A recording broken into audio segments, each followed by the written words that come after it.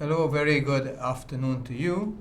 Welcome once again to another edition of Getting It Right. Your host, Dr. Ramsarran, member of the Central Committee of the People's Progressive Party, and of course, parliamentarian, and your host for the past long period, many years, as Getting It Right.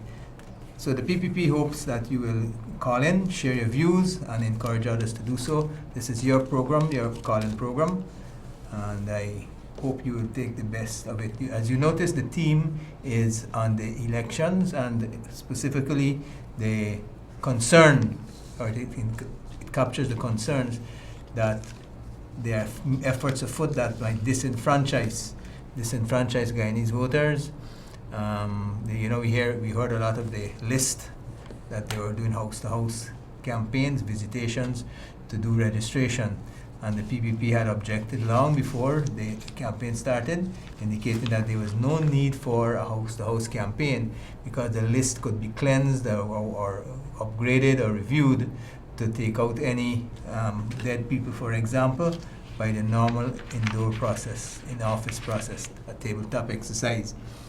And the concern regarding disenfranchising young people, that is, people who are 14 years and had their name entered into that list when they registered some years ago, they would have now become older, become adults, young adults of 18 years old and entitled to vote, and that could be captured by the use of that data without having to go house to house.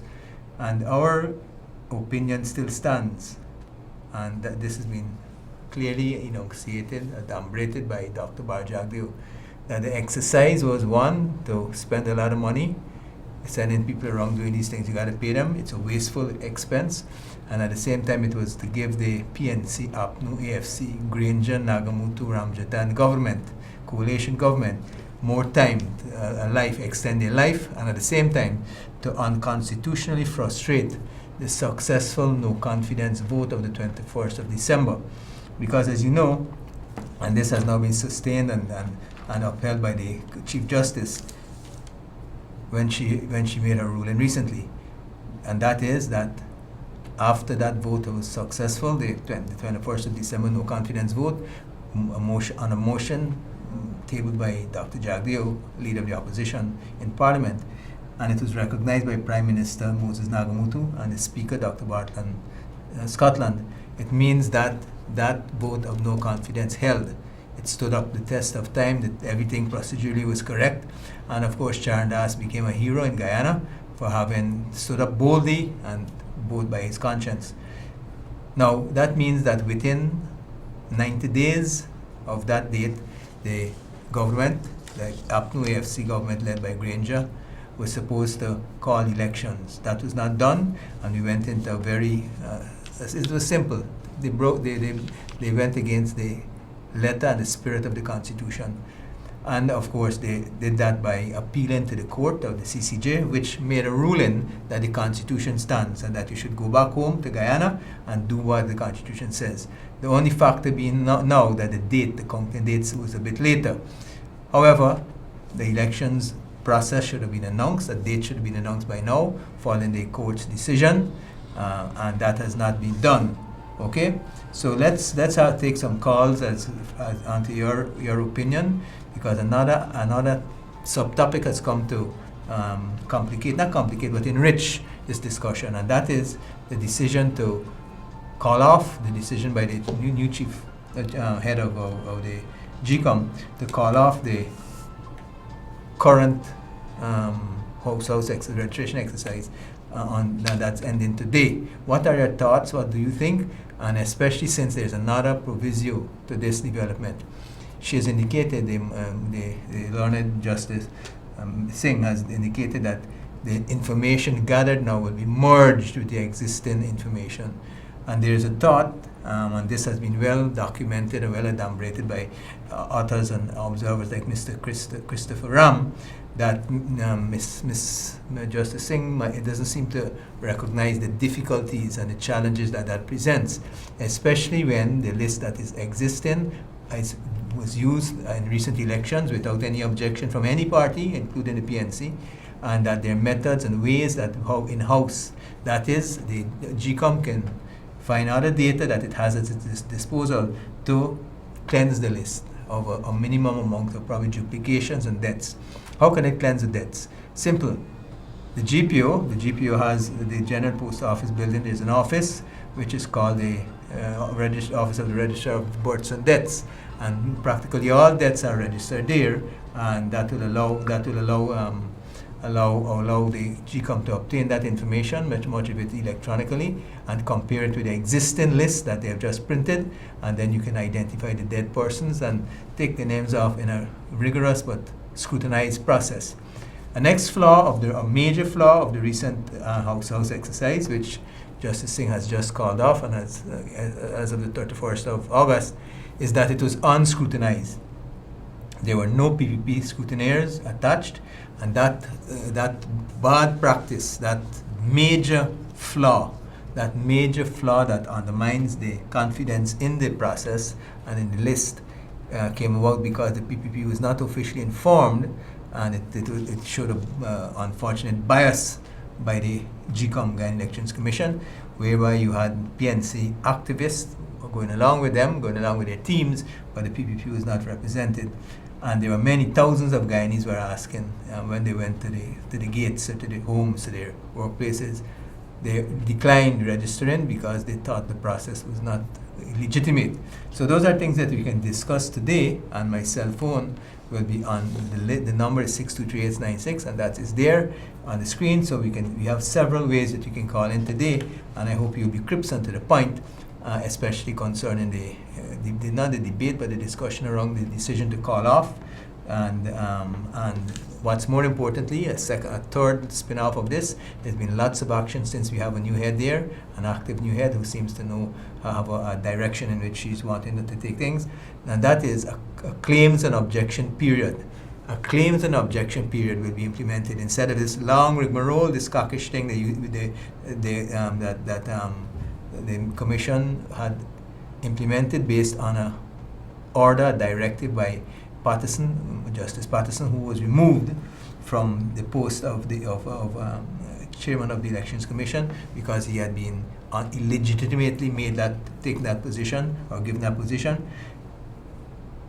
That list is now moving into being put on cold storage actions to get more people onto that list or to check it, the house check, and instead they're having moves to start a claims and objection period. And the point I want to make here, and you can comment on it, is this. Bharat Jagdeo, leader of the opposition, long ago, and was the first person to put this on the table, saying that the only possible way that we can move forward sensibly, legitimately, was by an intensive, well-organized claims and objection period. Hello? Yes, good afternoon. Good afternoon. Go right ahead. Yeah, man. Some guys, people came by my place today to register me. Okay. I asked them if they have a scrutiny with them. They said they have to show me a guide here and ask the guy for some form of information, identification. He said you only have his ID card. I told him I'm not registering. He said no problem, they're not forced me. And they left home yesterday. Okay, well that was in your right. As a matter of fact, you did not even need to engage them, according to Dr. Jagdeo, because we think the whole process is a wasteful fraud. Wasteful and fraud. And you understand that? So they were even at one stage threatening people that they can enforce some by law that you can get jail, right? That would have been the first time that Guyanese first time ever that Guyanese were threatened with being jailed by the Elections Commission. Right? As a matter of fact, it is the other way around usually. Guyanese citizens are very suspicious. Right now there was something pending about the use of the funds, right? So I congratulate you, and I'm happy that you are aware of what the party is saying and doing, right? Okay? Right, thanks very much. They take care. And then again, there's a flyer that I want to tell you about. This has all the information about what the party is doing and then some of the criticisms of the PNC. This is the most important grassroots document that the party is passing around now, and you're activists in the area. The operator will pull it up on screen from time to time. And those are things that you can arm yourself with, because why? The PPP is in full election mode for the several months now, and that is a synopsis. This document here is a synopsis of our manifesto, a one-pager on the things that we will promise to do. For example, the PNC take away the $10,000 from the school children. This is what we're going to restore the $10,000 PPP, going to restore the $10,000 grant to the school children very quickly. The APNU AFC took away $1.67 billion every year. That's what they take away from each child. When you add it up, it comes up to $1.67 billion per year, which is a total of $8.35 billion from our children for the period of the PNC's rule, which we must put an end to. So that will be re-implemented, and 1 Dirty Bill Dam 10,000 is a little bit, but as Dr. Jagdeo pointed out, let's take a call. Hello, welcome to Getting It Right. Hello? Not to miss that. As he pointed out so many times, this was just the first year. And because we had the economy going so nice and working well, and things were looking up.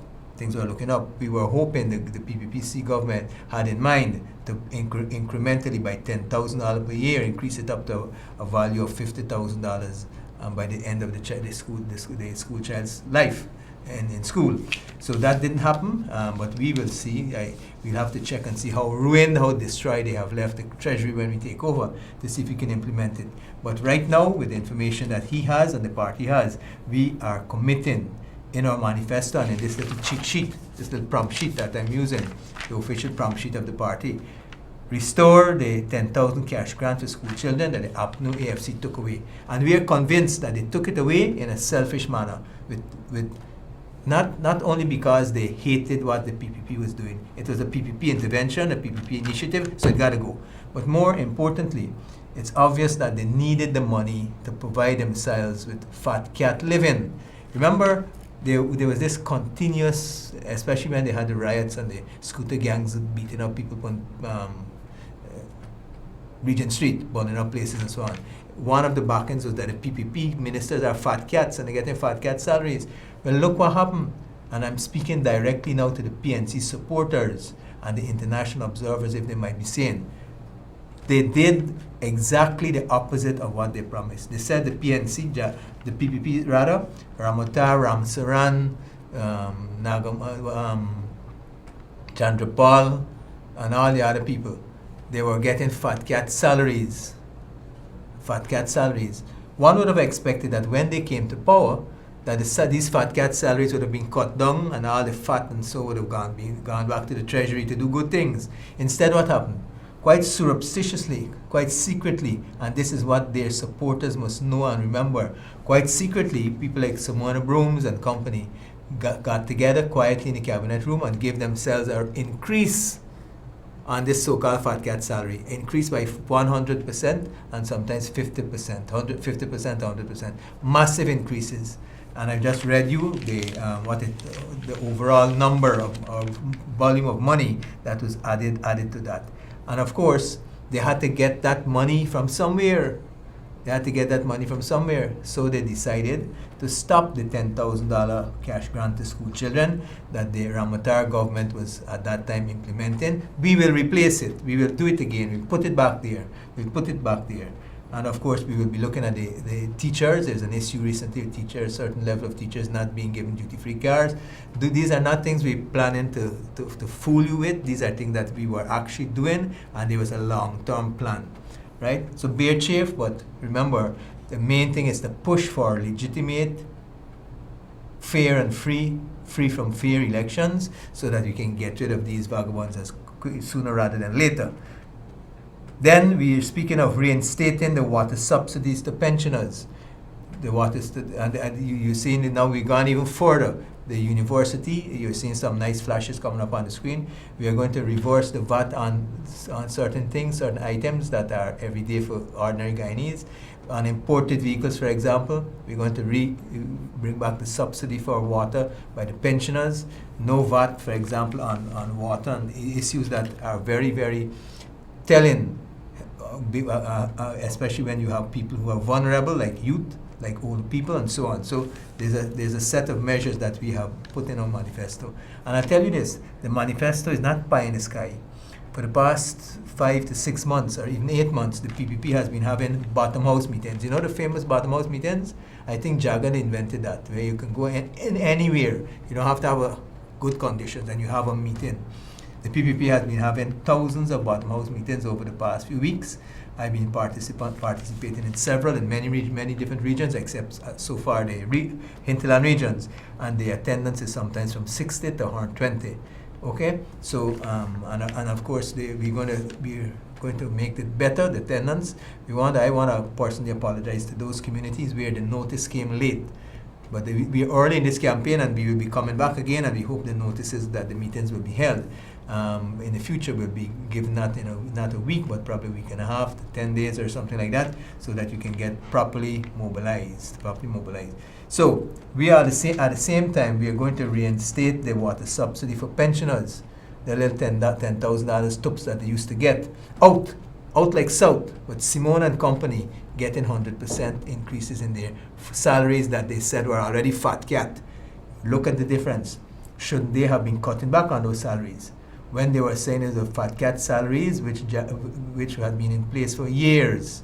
The PPPC had not increased the minister's salaries or allowances for years. Immediately, within 3 weeks, they started to do it. And what is more, it was ungazetted at that time, and it was surreptitious, and only thanks to the vigilance of the media, some journalists who we must thank, and then almost simultaneously the party apparatus discovered it. Only because of those two factors did we get to know about this secret, surreptitious, hidden under the counter deal to make these fat cats more wealthy at your expense. And some of them, of course, bring no skill as ministers today, or decorum, or knowledge, or aptitude to work to the ministerial position. Okay? Some of them is just being rewarded. As for example, we can add this too. Besides the fat cat salaries that the ministers are getting, by adding quickly 100% to the salaries that ministers in the PPP government got, there's a collection, a whole stable of advisors, and many of the advisors are people who are brought back from overseas, and they're given cushy salaries. As a matter of fact, I'll have to check this, but I picked up recently, or sometime now, that there's one particular gentleman who goes back home every weekend.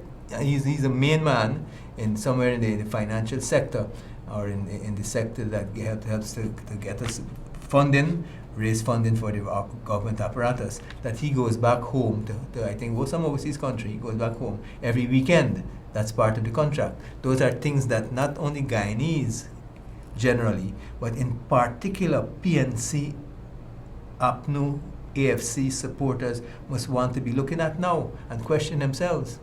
Could you find anybody else for that position? First of all, is my information correct? And if it is correct, could you find somebody else? Are you giving jobs to the boys? Or is it that your base, your support intellectual base is so narrow, so fragile that you have few people to choose from? Those are things we need to look at. The PPP will also reopen the closed sugar estates.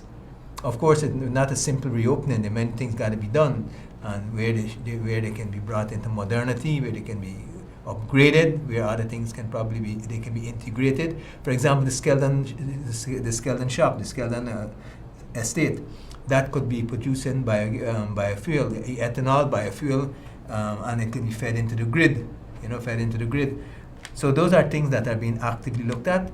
And I am a bit disadvantaged because I can't give you a sneak preview of our manifesto as yet, for tactical reasons, for strategic political reasons, but it's there, how we are going to get sugar back on the edge. And of course, even if the workforce, some of them have moved on, we will make them more comfortable after enduring these few years of crisis when the PNC closed the industry. Who knows, for example, give some financial or material support for them to go into farming or such other things. But look for manifesto. These things are dealt with well there. It's coming out shortly. It will be launched in a good time for you to peruse it before the elections come out, the elections date. The main thing now is to get the PNC, get the government to announce the elections date. What are they afraid of? What are they afraid of? What are they afraid of? If they're saying they're doing all of these great things and the ministers are there around the place popular and that they're achieving, that the economy is doing well, what are you afraid of? Why are you not calling elections which were supposed to be held 90 days after the 21st of December last year? Or if we've passed that and we said, okay, let's bygones be bygone, they were supposed to be preparing for the second date, announcing a date which would have been 90 days following the pronouncement or the official release of the decision of the court, of the Chief Justice. That too has not been done, and again the lesson we want to bring out to their supporters in particular is the unconstitutionality of this outfit. They're not only damaging people who don't vote for them, but they're running roughshod over your constitution, the constitution of even that even governs or even pertains to the daily lives of supporters of the PNC, APNO FC. And then you have people like Nagamutu and Ramjatan, two lawyers, both of whom claim to be well versed in constitutional affairs and constitutional law, just simply tagging along. Why? Because of the perks, the fat cat salaries. Okay, so those are things we have to look at, and at the same time we got to look at other angles of the equation simultaneously. For example, what the PPP is promising to do, and start some of these things within the first 100 days of its taking power, kicking out the PNC with your vote and taking over power. For example, we will reverse land rents and drainage and irrigation charges. Ghana is agricultural, and you had minimum charges being given to paid into the local authorities, the local agricultural authorities and agencies by the farmers for example, maintenance of the drainage and irrigation system. Those were astronomically increased, and we will remove those increases while at the same time keeping the same level of maintenance. For example, it is said here that they have moved up in varying degrees from $2,500 to as much as over $290,000 per acre. And that policy is suffocating many sectors, including agriculture and tourism. We will also, if you were to follow this flyer, and hopefully the operator can find it in his flash drive and pull it up, we will also remove age limits on vehicles. If you want to import a vehicle that is older, as long as you see that you can make some economic use of it, the PPP will not find this artificial way of imposing itself on you. The government will not be intervening into your life. And it goes too for tires, used tires. Much of the accidents, if not all, are not caused by bad tires. It's caused by drunk driving, speeding, and defective vehicles. Simple as that. And some people would add, in some cases, overcrowding of vehicles. So we promise to remove the restriction on used tires. We will reverse VAT on building materials. Remember, the PPP Sea Housing program has been a success. Wherever you go, going up the East Bank, for example, East Bank Public Road, houses visible. And only a few years they were not there. There's just cane piece. So the cane piece was there, the cane fields were there with lush cane cultivation run by GECOM. So the PPP did not invent the land was always there. There was nothing stopping the PNC, the backward self-centered Georgetown-based PNC from giving those same lands. It then followed the sky. Jagan and subsequent PPP governments did not invent the land, they just invented the policy, the enlightened policy. Guyanese needed homes, many of them were living in cramped conditions, living with mother-in-law, father-in-law, and so on, and of course sometimes upstairs and downstairs, and bad social conditions. And Jagan and the PPP started a government policy, and Jagan was very strong on this, using the lands that existed. We took them from GECOM, made certain infrastructure. Of course, GECOM might have been losing fertile lands, but that's how it goes. They have other lands that they can occupy. Guyanese needed to overcome their slum conditions and poor living conditions. Look at East Bank. Look at the so-called Venezuelan scheme in the area of Bath and Berbice. Hello, welcome to Getting It Right. Hello. Okay, some little difficulty there. So as I'm pointing out, so the vision, the PNC lacked the vision to say we need to give even our own supporters access to cheap land or easy loans to make houses. Why? Because the elitist leadership that they have elitist leadership that they have and that we see even now, based in Georgetown. You want to make a stadium, you can't go to the city, you got to go in Georgetown, even if the land is not appropriate and even if the land can be used for other things, you know. So the Georgetown-based middle class leadership of the PNC comes upper middle class rather, comes to the fore, right? So these are things that we need to look at, especially their rank and file support of the PNC, who will be expected in some cases to come and, you know, demonstrate. And when I mean demonstrate, I really mean demonstrate, right? So we got to look at those things and at the same time look at what the PPP has to offer. And the PPP's activists at the bottom got to do a little more, be a little bit more agile, more active to win over those persons who are still with the PNC. Hello, welcome to Getting It Right. Hi, good afternoon, comrade. Go right ahead. I want to say I give my full support behind comrade Daniel, because this guy has been there for us from the start and still not giving up on Guyanese. Okay. And I was listening to the program when you mentioned about the certain top brass leaving the country every weekend. Mm-hmm. I've been at the airport. You know of that. Is it a fact or am I being misinformed? It's a fact. Okay. Well, don't call no name. Don't call name, please. You know, because I don't know. I know. They will look for any reason to knock this program off. It's the big tall building before you reach Camp Street. Everybody goes there every month. Oh, before you meet Cam. See, there's not. I got Puri shop. They're not the Puri shop. No. Anyway, I just pull your legs. Right? I am regularly there for my traditional Puri and peanut butter. Not that one. Something. When you're coming from Church Street. Okay. On your left-hand side. Oh, government building. Right, that's it. Okay. Right there. Well, afterwards, Everybody tell me some secrets, and if I will consult my legal officers and see if I can release the name. Every Friday afternoon and Sunday evening, that's the guy that's going up and down. Up and down, you mean overseas and come back? Yeah. Because I heard he leaves on Friday and comes back on Tuesday morning. No, sometimes a couple of weekends I went up there and see the guy leaving Friday afternoon and returning back Sunday evening. Okay. Well, and who's paying for that? Well, gotta be they paying for it. Who else more? You mean we pay for that? Taxpayers money. Yeah. Okay. But tell me something. You have seen on the television or in the paper the measures that the PPP wants to take. Of course, you can't put everything. Have you been exposed to this information yet? Have you gotten the flyer? No, I haven't got a flyer, but I'm reading it at the bottom of the screen. Okay. And I think that's very good. Okay, well, whenever you're in Georgetown too, or if you know an activist in the area, you can probably get a copy, right? We're hoping to print a few more, but they went like hotcakes, right? I know. And there's the next thing I want to advise you. The PPPC has already started training of polling day staff. If you feel that committed and secure, you can probably address yourself to one of our Freedom Houses right across the country, the office, or Rob Street and volunteer.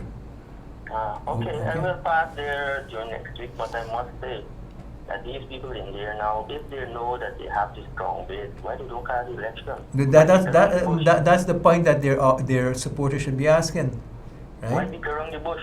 Mm-hmm. Now you've seen all of them, there's no confidence motions. You never hear a minister going to meet up to these villages. No? Because every weekend they're going to the villages and meeting people. People not stupid, you know? Yes, yeah. But you keep up the good work though, and the struggle is on, and we will be here back. I want to tell you another thing. If you're coming down to Freedom House, downstairs there's a beautiful internet cafe. It's called the Michael Ford Internet Cafe and Bookstore. If you drop by there's a beautiful books that are not probably obtainable anywhere else, and there's good company. The youth leadership is there sometimes, and you can build some bridges of friendship, right? Yeah. Okay, you take care. Bye-bye. Okay, bye. Right, so that was an interesting call. I hope that youngster comes. As you see, in APNU, AFC coalition continues to mislead Guyanese. Court action filed to compile Granger led government to comply with Constitution. AFC was front and center in decision to close sugar estates. Imagine that. Ramjatan admits that now. And there was no plan. What is more important, and here again Jagdi and the PPP was on the ball, we demanded that there be a social impact and economic impact survey first. That wasn't done. Well, look how many COIs they did. COI, some of them sometimes costing $50 million to pay their very expensive officers who executed that, the skilled officers who executed that, mainly sometimes from the private sector. But the sugar industry collapsed. There was no proper investigation, no proper diagnosis to see what to do with it. Right there, and what's more, it looks like if they were looking to get rich again, the fat cats, because as we understand, any improvement done under them to the sugar industry was to prepare it for sale to the private individuals, and in many cases, their friends and family. So those are things that we have to look at. And a next thing comes up, and this is what I want you probably to call and advise me. What will we do with these transgressors when we take office? The sugar industry was destroyed, very much so. The equipment, they're allowed to rot and so on, and in cases where they improved it, there's a distinct link between the improvement and the sale to a favored buyer. Those are things we need to look at, very much so. So, not that we would want to have a retribution, but the point is enough is enough. Where does it stand? Where does it stop? Remember the 2,000 odd Amerindian workers, the special workers, the young people, especially they were young people who were acting as coordinators in their communities. They were knocked off. They were knocked off within a few days of the PNC coming to power, PNC, APNU, AFC. And I'll confess to this. Quite frequently, I interchange PNC with APNU and APNU plus AFC. The coalition APNU is nothing more than the PNC masqueraded, mamagayan as a new organization. Same approach of how they manage things, urban-based, upper middle class, and little care for the other supporters beyond, even their supporters beyond the confines of the city, unless it's to get a few votes, right? And lots of things. Hello, welcome to Get It Right. Hi, good. Lower your volume, please. Thanks for coming through. Yeah. Hi, good afternoon. How are you? I'm fine, thanks for coming. Yes, I called in to just make my point. I quit almost 2009, never got a house letters yet. Okay, well, you have to keep. We need to look at that. What we're saying in our flyer is that we are going to be giving about 8,000 to 10,000 new house lots per day. This is what we're saying. In addition to correcting the draconian impositions, the next PPPC government will pledge to, and the third point is deliver 8,000 to 10,000 new house lots per year. Remember, we started that. We had difficulties too, in the initial stages, but we have developed different approaches. Like, for example, engaging a developer, and he has to develop it within certain parameters, or given, in some cases, some housing schemes directly to the owner, to the recipient. Or, and this was one of Air Finale's favorite ones, getting homes for young intellectuals. Young intellectuals, when they start off, even husband and wife, they don't get big enough salary to get a house. And you understand? So that was a special project too. Okay, because I keep on going there, they have nothing for you, or whatever, low income, or when they have high income, you cannot afford. Mm-hmm. So Okay. all those things. We might need to look at the policy generally, and in some cases urge people who got house lots and not using them to utilize them or surrender them. Those are things we don't want to say we're taking away things. I know. But the prime lands are at the front, and many people got it, and they are going against what they agreed upon. They agreed that within 18 months they were supposed to start building, and within a short period of time after that, complete. Because where I'm living, so much land is there, but nobody not making anything or doing anything. That's a new housing scheme? No, that's just Good Hope. Oh, Good Hope, okay. Because people got another books when you go for them. Yeah, well, we gotta look at those things. We gotta probably be more strict with administering certain policies. So I'm just glad if something can happen. Yes, Okay. how soon that is still going to happen. Okay.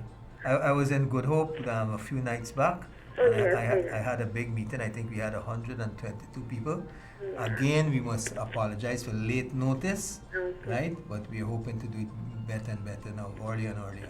But I Okay? really have called let's call and people win and let's get to business. But for us to win, every vote counts. You can become one of our assistants in the field, right? Yeah. If you want, after this at the calling time out finished, at the end of the program, call again, and we'll tell you who you can volunteer with. To, for example, take an old person who is a bit ill, or we can hold their hand and get them in the car and take them to the polling station, legitimate, or different things, or help cook for and things, so that our polling agents are comfortable. Every single body has a role to play to get these people out once and for all, and to consolidate democratic power. They're just no good. That's what I got to say. Okay. Thanks again. Pass on regards to everybody in good hope. I made a few new friends when I went to that meeting. Okay. Take care. Hello. Welcome to Getting It Right. Here now, you're breaking up a little bit.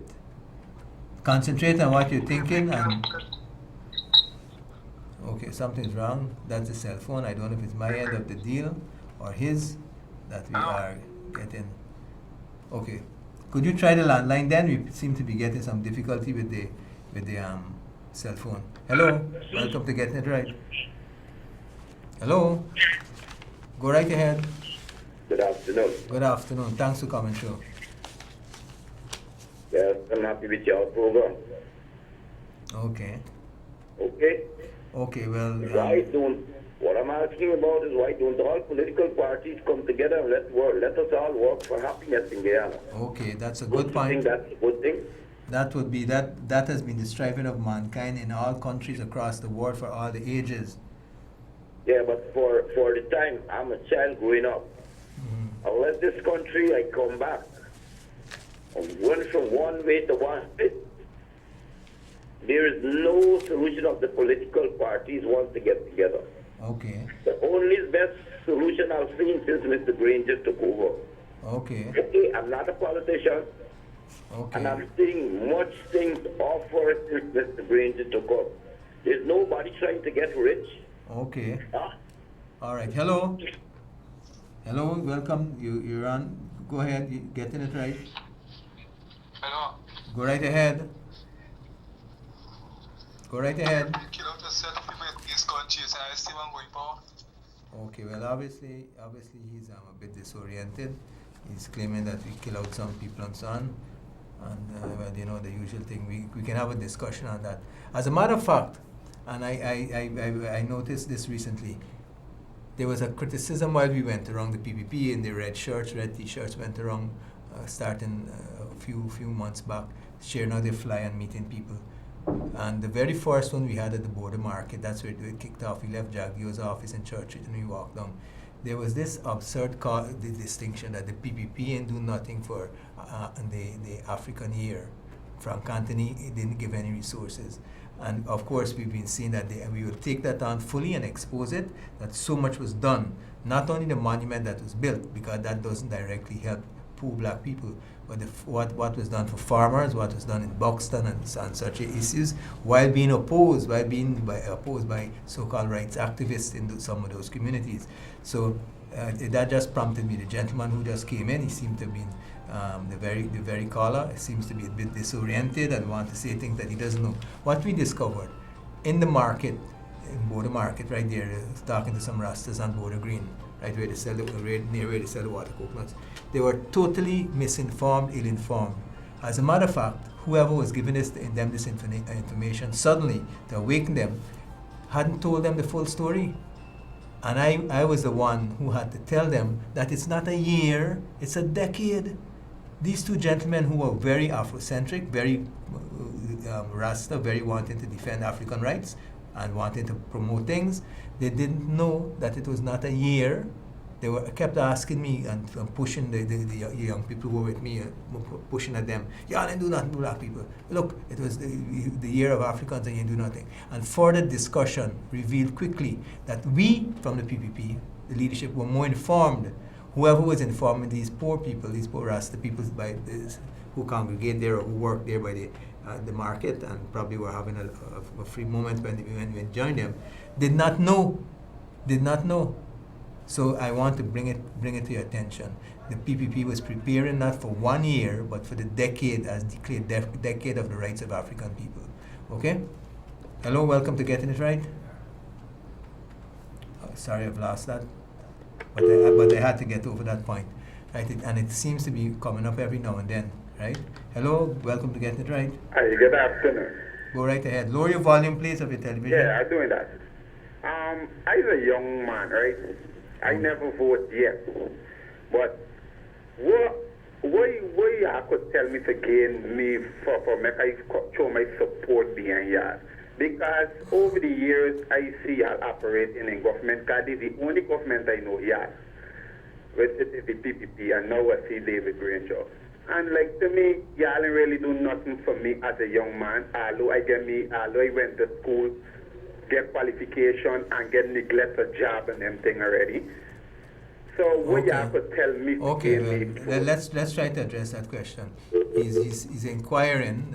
He must get a job and so on. But right now, the indicators you can look at, the monies that we left in the treasury, right, was probably $3 billion. Now it's diluted down to sucked up about 1 billion or something, just over, right? Things like that. The amount of house lots that we distributed and developed. If you don't know that, it means that you are not astute enough to be seeing what's going on around yourself. And if you, for example, the amount of doctors we trained, a few years ago under the PNC, used to train 5 and 10 doctors in Cuba, right? We implemented cases where you're selling 200-300 at a time. Those are things that we can bring in.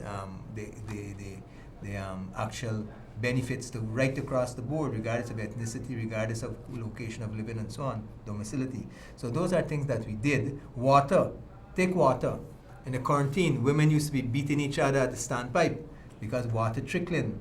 Now it's free, it's being wasted. Go to head of some villages on the East Coast, the kids are playing naked, enjoying the water like it is a fountain, and none of the adults tell them anything. Pipes broken, right? So those are things. Water, housing. Look at the housing schemes. As I was saying, probably that gentleman is so blinded by whatever reasoning he has, or lack of reasoning, that he doesn't follow my argument. Look at the house lots. This is on land liberated from sugar and given to ordinary Guyanese, and the banks were induced. The banks and the insurance and the NBS were invited, were encouraged to give mortgages. So Guyanese now started not only to own a piece of land, but to be able to develop it. Start with a little thing, a little house on stilts, now you fill in the bottom house and so on. Some of them even started renting to others. So those are things. Look at East Bank, man. Look at East Bank. Anywhere, there links, miles and miles you go, new buildings, and that is only the front row. Go in, and in some they have as much as 8,000. Okay, so housing has been a success.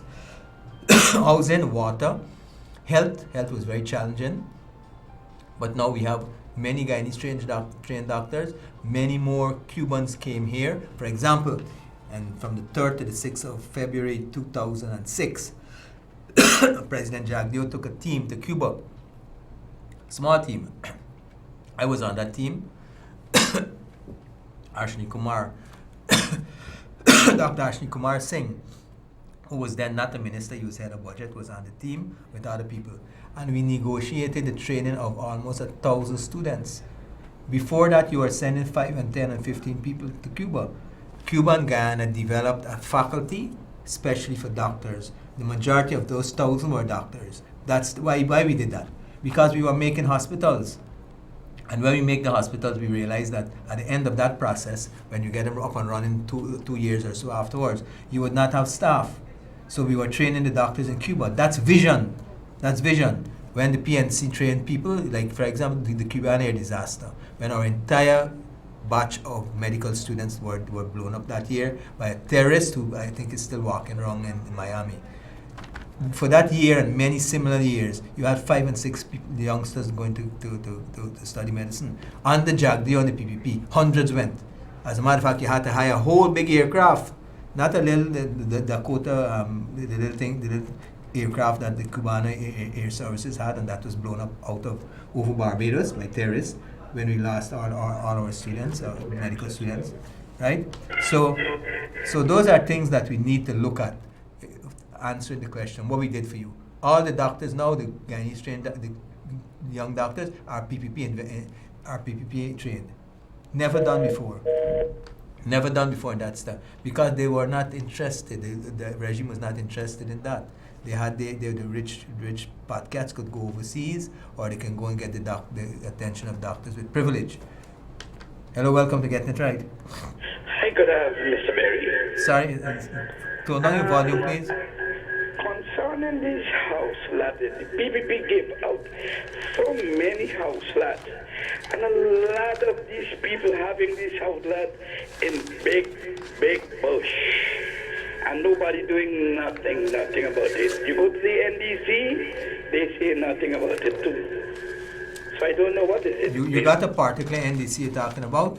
Any particular NDC? Well, I live on the West Coast. Well, let me tell you something. You're correct, and it's not only there; it's right across the country, right? Because the law was, the understanding was, you have to build within 18 months.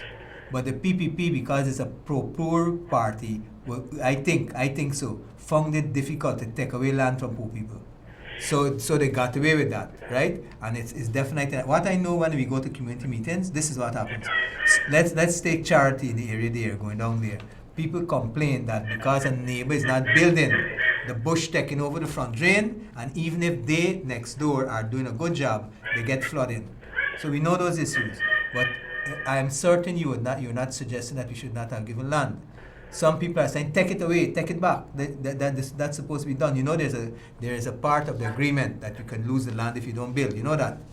I understood. Well, that's the point. The PPP is in a dilemma. I think I have never heard an official policy, but I don't think any leader in the party is going to want to take away any land from any poor. No, I understand. Not it taken away. Okay, I understand. Repossessing. That was poor. But they could come and read this house lot. No, exactly. That's what I'm saying. They could from make the an effort. reptile and animal. You know, some got 2-3 houses that's vacant. Yeah, I know. You know what I discovered one time? I mentioned an area, a bottom house meeting. The people living in the good house lots next door who kept well, they're afraid of snakes and alligators coming out to the bush. Look, I was abroad. I came here. I bought a house lot.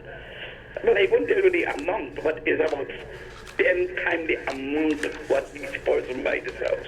Lot for. Okay, I built. Side of me, 2-3 house lots empty. I have to go over and spray. Yeah. Well, what do you suggest we do? Well, you know, the bylaw says that the council can do the work and then charge the owner, send the bill to the owner. What I am assuming, if the PVP gets back into government, I sure they would, and give these people 6 months or 8 months notice to them, and they can't do nothing. Just give them their money back, and who need to take it. Okay, let's throw that out to the public, the viewing public, and I hope that they understand the dilemma that the party was in as a ruling party. We are a pro-poor party. We give you land with a genuine understanding that you develop it. You took it. Some people took it having no intention to develop it. Some people took it knowing they're migrating, but we could not determine that, right?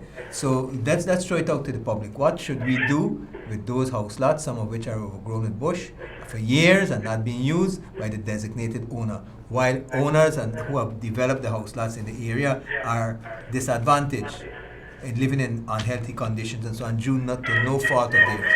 So let's throw it out, okay? Okay, and thanks for that. Thanks for that, Carl. These are the challenges of running these kind of things, especially because we took over a crisis situation. There was no housing drive. The Ministry of Housing was scrapped by the PNC. The Ministry of Housing was dissolved under the PNC. There was no Ministry of Housing. So you had a big backlog, and here is the result now. We could not say, no, we're not giving you, we're giving you. Okay? So let's see. Hello, welcome to Getting It Right. Welcome, sir. Go right ahead. Thanks for coming, show. I'd like to make a point. When the PPP was in power, when they give out land and the 10,000 grants, give it to all Guyanese for all race, and keep complaining. But then this government gets in power, when the couple stay with Ranger Post for they bring it, they got special village where they care needed. And when they're giving out bicycles, they one side is not like the PPP. The PPP is for everybody. But this coalition government. I'd like to tell you this: the $10,000 went to every single school child, Every single regardless of child. community, and that can be attested to.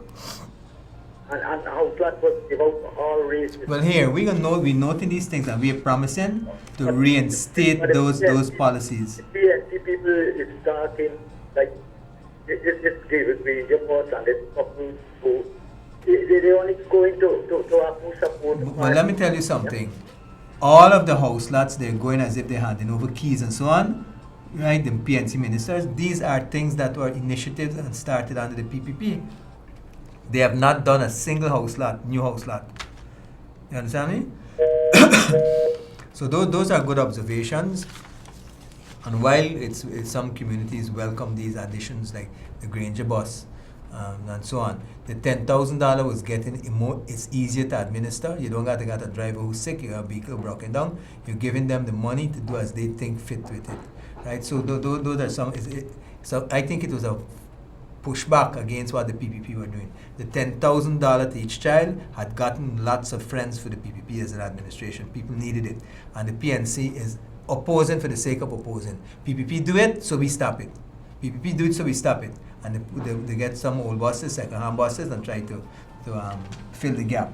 But we will not penalize those communities when we come. We will embrace them, and of course, everybody will be getting back the $10,000 per child. Let me read it back for you. What we are going to do, in addition to correcting these draconian impositions by the PNC, that is, for example, what did they impose? They imposed VAT on essential services, including water, electricity, and healthcare. We're not only going to address those things, but we're going to go beyond that. This flyer, which the operator will pull up from time to time, probably in the next few seconds, says, in addition to correcting these draconian impositions, the next PPPC government pledges to 1. Create 50,000 jobs in the first 5 years. 2. Assist small businesses through the implementation of programs to help small businesses grow by providing technical advice, grants, loans, and training for workers. Women entrepreneurship will receive special attention, because if you empower women with a little education and especially that little finances, the whole effort, the whole change of the community becomes more guaranteed, because the woman has a special role to play in the family and in the community. We will deliver 8,000 to 10,000 new house lots per year. 4. Implement a program of affordable financing for household ownership. What usually happens is a person who doesn't have a house lot cannot go to a lending agency to get a loan, a mortgage. Why? Because he or she hasn't got collateral. The policy is to give them even a little something so that they can have a kagar, a paper, a transport, or a deed, or something, a title. So when you go to the finance officer in the lending agency, he sees that you have worth and that he can take it, put a copy in a file, put a copy in a safe, and say, we lend you this money, and if you don't continue according to the contract you sign in with us, that is the payback and so on, over a period of time, you will lose it and the house on it. So that's what we're doing. We're empowering the poor people to be able to approach, to be able to source funding to develop that land. Without the plot of land, without that little piece of paper, they cannot get anywhere. That's the turnaround that the PPP did, starting from Jagan days, Jerry Jagan, and also Janet Jagan, who was has a passion to getting house lots to people, house lots with water, right? So we will further at the same time deliver health care and end drug shortages. My God, look, I was recently in Essequibo. Drugs at the Saudi hospital, and even Panadol, in the crisis, not there, and it trickles down more severely, the shortages, to the health centers, right? So we are going to put a stop to that.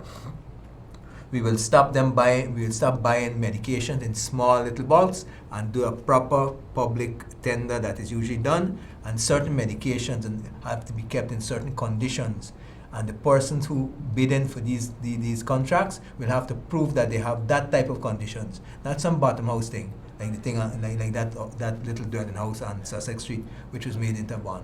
The PPP had it well worked out and very transparent, right?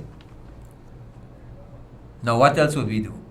Besides delivering quality health care and end drug shortages, we will improve the quality of and access to education at every level, including offering, listen to this, 20,000 persons online university education. In other words, homemakers, especially housewives and women in similar positions, will be able to stay at home while being guided to have get a degree or some other certification, but online. Further, 7, implement measures to expand the capability and increase the effectiveness of the security forces so that people can once again feel protected in their homes, on the streets, and in the workplaces. We understand that the policing groups were kind of looked on with disfavor. We will re-implement a program where they're respected and where they're equipped and give them the necessary support so that the people will be policing themselves, of course, along with the support from the ranks of the Guyana Police Force.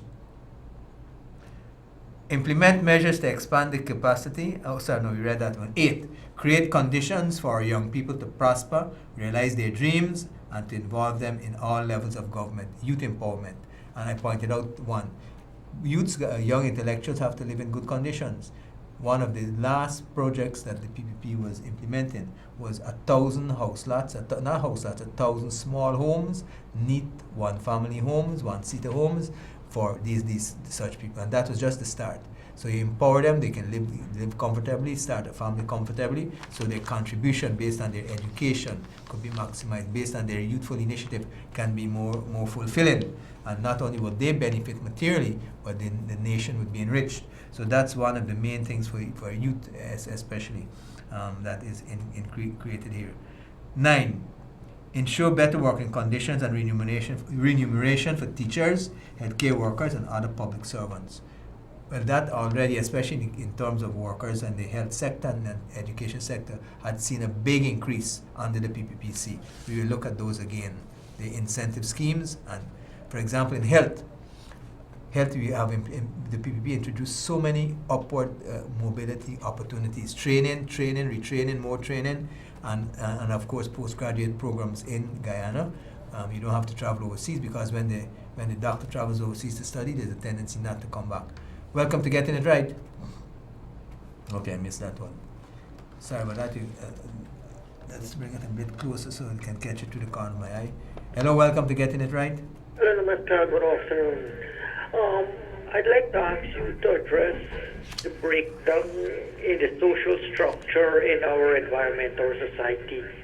We have all of the government, they are saying improve the poor when they go into power. They do not help those who are already established in society. Rather, they see the flourishing or the established families as threat to their existence. They want to go on and on. So you bring the people from the squatting areas, from the slums, from the impoverished estates, you give them position, you give them power, and these people in turn, they kick the middle class, the upper class people. We have no future. This is what is happening with all the governments. They're speaking about empowering the poor, the outcasts in society. But what are you doing to protect what is already there in the society? Okay, that's a good discussion point. My operator is frantically waving that there's another paid program. We can continue it offline or at next week's program. You're looking at social mobility and the challenges it presents for established order. That's a good point that philosophers and sociologists have been looking at. Let's continue that next week. Now I want to close up by saying we started off on speaking about the house registration and that every vote must count.